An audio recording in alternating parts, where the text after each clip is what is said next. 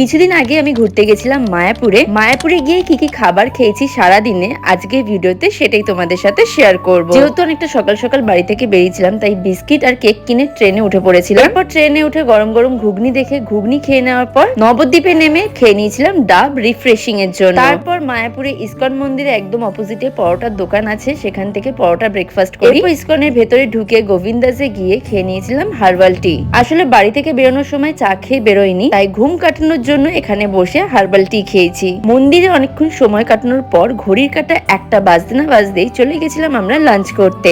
লাঞ্চের মেনুতে প্রায় 10 রকমের আইটেম ছিল। প্রথমেই খেয়ে নিয়েছিলাম বাঁধাকপির এই চপ, তারপর খেলাম রুটির সাথে কাবলি ছোলা আর পনিরের এই তরকারি। খাবারের আইটেম কিন্তু প্রচুর কিছু ছিল আর প্রত্যেকটা খাবারই কিন্তু ভীষণ টেস্টফুল। আজকে মায়াপুরে সারাদিনে যা যা কিছুই খেয়েছি সবকিছুই ভেজ ছিল। আর লাঞ্চের শেষ পর্বে ছিল চাটনি, পাঁপড়, মিষ্টি আর পায়েস। সারাদিনে মায়াপুরে এই সবকিছু খাবার খেয়েছি। আজকে ভিডিওটি